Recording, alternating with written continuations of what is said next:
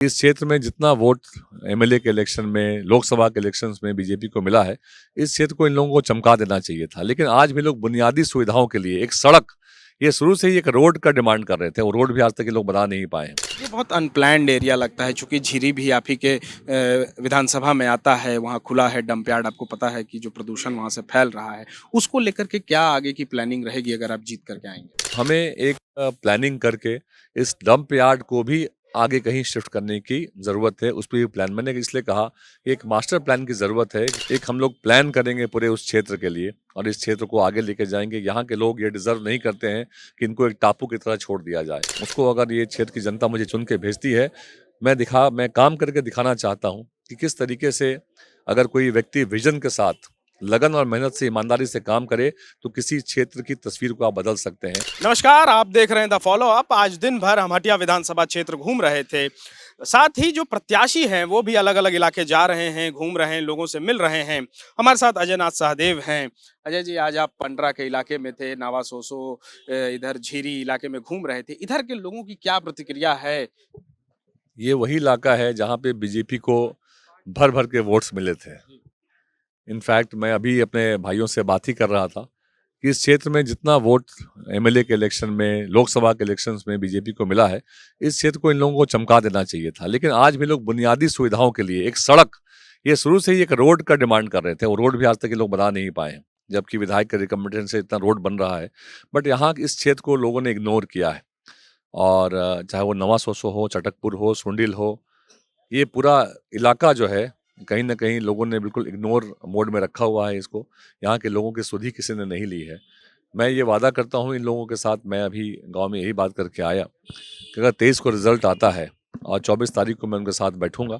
एक हम लोग प्लान करेंगे पूरे उस क्षेत्र के लिए और इस क्षेत्र को आगे लेके जाएँगे। यहाँ के लोग ये डिज़र्व नहीं करते हैं कि इनको एक टापू की तरह छोड़ दिया जाए। ये राजधानी का हिस्सा लगता ही नहीं है। इस क्षेत्र में काफ़ी काम करने की ज़रूरत है और इस क्षेत्र को हम लोग आगे बढ़ाएँगे। ये बहुत अनप्लैन्ड एरिया लगता है चूँकि झिरी भी आप ही के विधानसभा में आता है, वहाँ खुला है डंप यार्ड, आपको पता है कि जो प्रदूषण वहाँ से फैल रहा है, उसको लेकर के क्या आगे की प्लानिंग रहेगी अगर आप जीत करके आएँगे? देखिए, जो प्रोटोकॉल्स होते हैं, जो डंप यार्ड होता है, उसके एक प्रोटोकॉल्स होते हैं। उसको अगर वर्ड टू वर्ड फ़ॉलो कराया जाए अगर, तो कहीं कोई समस्या नहीं है। क्योंकि डंप यार्ड भी है जो हर क्षेत्र में कोई ना कोई डंप यार्ड होता ही है।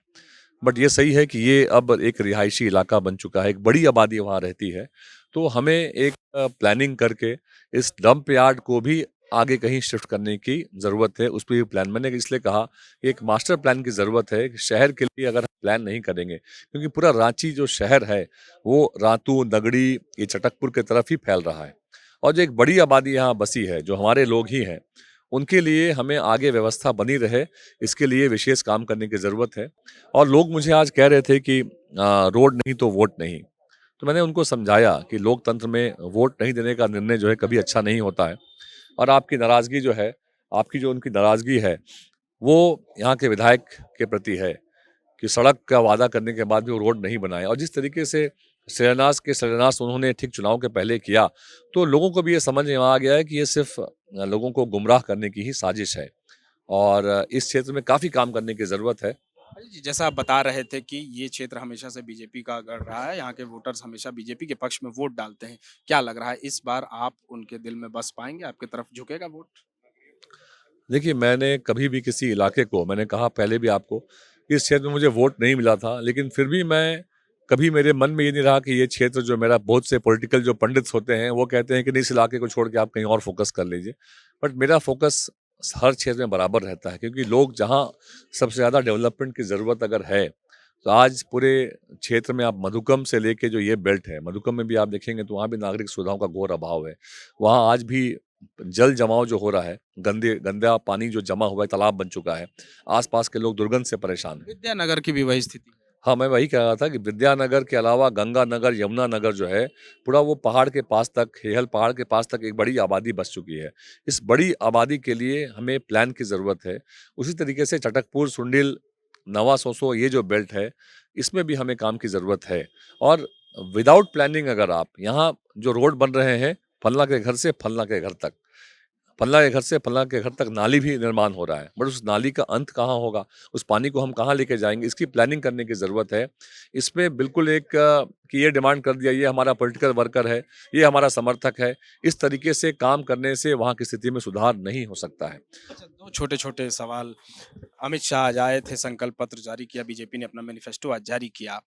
अब उन जो एनडीए है उसके तरफ से बड़े-बड़े जो नेता हैं आ रहे हैं, प्रचार में लग रहे हैं। कांग्रेस के बड़े नेता हमें कब दिखेंगे?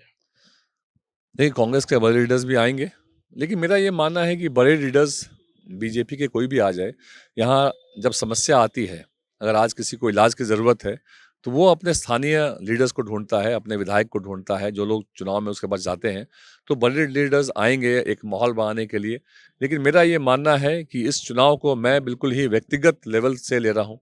लोगों से जो एक रिलेशनशिप बिल्ड होता है चुनाव के दौरान भी, जब आप लोगों को जानते भी हैं, लेकिन चुनाव के वक़्त भी आप कैंपेन करते हैं, उस समय भी काफ़ी नई बातें आती हैं। क्योंकि लगभग 496 बूथ्स हैं यहाँ पे पूरे हटिया विधानसभा, बड़ा क्षेत्र है।